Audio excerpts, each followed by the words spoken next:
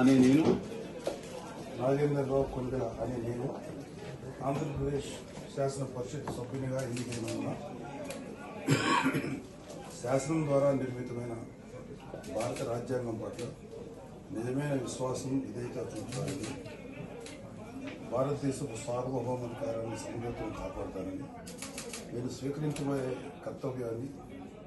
శ్రద్ధాశక్తులతో సత్యనిష్టతో ప్రతిజ్ఞ చేస్తున్నాను అనే నేను ఆంధ్రప్రదేశ్ శాసన పరిషత్తు సభ్యుడినైన నాగేంద్రరావు అనే నేను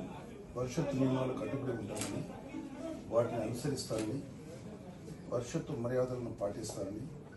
సాంప్రదాయాలను గౌరవిస్తానని సత్యనిష్టతో ప్రతిజ్ఞ చేస్తున్నాను.